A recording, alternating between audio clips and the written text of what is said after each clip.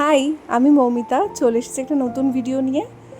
Actually ব্যাপারটা হয়েছে কি, এটা অনেক দিন আগেকার একটা শ্যুট করা ছিল, সেটারই আমি আজকে আপনাদের সাথে শেয়ার করছি। তো সেদিন কি হচ্ছিল, আমার অনেক দিন থেকেই না চিংড়ি মাছের মালাইকারি খেতে ইচ্ছা করছিল। এবার আমি যে প্রসেসে মাঝে মাঝে চিংড়ি মাছের মালাইকারি বানিয়ে খাই, সেটাই আজকে আপনাদের সাথে শেয়ার করব। আর চিংড়ি মাছের মালাইকারি বলতে ভাববেন না যে ওটা ভীষণ একটা কষ্টকর রান্না, মানে নারকোল চাই, নারকোলের দুধ চাই, মানে অনেক খাটনি করে কিন্তু এই রান্নাগুলো করতে হয়। বাট আমি করব একদম ঝটপট প্রসেসে। আর প্রসেসগুলো তো আপনারা চোখের সামনে দেখতেই পেলেন। কি কি নিলাম, চিংড়ি মাছটাকে একটু নুন হলুদ দিয়ে মাখিয়ে নিয়েছি, পেঁয়াজ, শুকনো লঙ্কা, আমার কাছে কাঁচা লঙ্কাও ঘরে ছিল না, তো আমি আজকে রান্নাটা শুকনো লঙ্কা দিয়ে করব।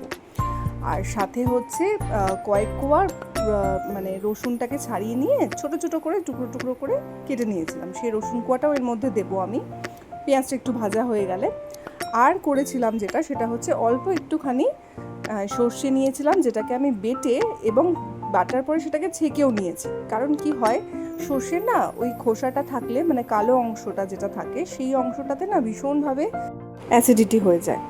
তার জন্যই ওই খোসার অংশটা বাদ দিয়ে আমি ছেঁকে নিয়ে শুধুমাত্র সাদা অংশটাই নিয়েছি।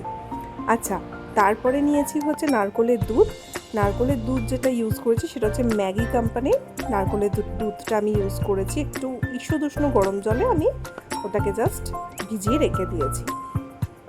আর এখানে কি করলাম, ফার্স্টে হচ্ছে একদম আমি ডিরেক্টলি করব, এত একদম ভাজা ভুজি করে আলাদা করে রেখে দেওয়ার মতন এক্সট্রা এফার্ট আমি এর মধ্যে দেবো না। তো জাস্ট আমি তেলটা দিলাম, তেলের মধ্যে শুকনো লঙ্কাটা ফোড়ন দিলাম, তার মধ্যে দিয়ে দিলাম পেঁয়াজটা ভাজা ভাজা হলে মাঝখানটায় একটু ফাঁকা করে চিংড়ি মাছটা দিয়ে দিলাম। চিংড়ি মাছটা ভাজা হতে থাকবে, তারপরে দিয়ে দিলাম রসুনটা। এইখানে না রসুনটা আমি ইউজ করি, আবার আপনারা চাইলে স্কিপও করতে পারেন। যেহেতু আমার রসুনের ফ্লেভারটা খুব ভালো লাগে তাই আমি দিলাম। আর তারপরে দিয়ে দিলাম হচ্ছে সর্ষে বাটা এবং সর্ষে বাটার বাটি ধোয়া জলটা। তারপরে হচ্ছে এই লাস্টের দিকে কিন্তু, মানে আমার সর্ষে বাটাটা দেওয়ার পরে বেশ কিছুক্ষণ এটাকে একটু মানে হতে দিতে হবে, মানে একটুখানি কষাতে হবে। কষানো হয়ে গেলে একটু যেই শুকনো শুকনো হয়ে আসবে, তখন আমাকে দিতে হবে হচ্ছে এই মিল্ক পাউডারটা, মানে মিল্ক যেটা ভিজিয়ে রেখেছিলাম নারকোলের দুধ, সেটাকে দিয়ে দিতে হবে। সেটা দিয়ে দেওয়ার পরে আরও কিছুক্ষণ নাড়াচাড়ার পর যখন একটু ফুটে যাবে, তখন কিন্তু আমাদেরকে নামিয়ে ফেলতে হবে। কখনো এটা ট্রাই করে দেখবেন, আমার মতো একদম চট জলদি রেসিপি, একদম মালাইকারির মতো খেতে, মানে টেস্টটা পুরো মালাইকারি পাবেন। আর তার সাথে হচ্ছে খাটনিটা একদমই শূন্য, মানে এত কম খাটনিতে এত টেস্টি খাবার, সিরিয়াসলি কখনো খেয়ে দেখবেন। আর আমাকে কিন্তু তার রিভিউটা দেবেন যে সত্যি কীরকম হয়েছে খেতে। তো তারপরে আমি এখানে আম কাটছি। আমটা হচ্ছে স্পেশালি, এটা হচ্ছে লাস্ট স্টকে ছিল আমার, মানে এটাই লাস্ট স্টক, এরপরে আর পাওয়া যাবে না। এটা হচ্ছে শান্তিপুরের আম, শান্তিপুর গিয়েছিলাম, তো তখন আমরা এই আমগুলো নিয়ে এসেছিলাম।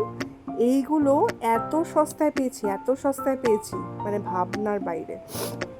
এত সুন্দর আমগুলো আমরা, মানে কি বলবো, 10 টাকা কেজি, 12 টাকা কেজি, 13 টাকা কেজিতে আমগুলো পাওয়া যাচ্ছিল। তো ওখান থেকে আমরা বেশ কিছুটা আম কিন্তু নিয়ে এসেছিলাম।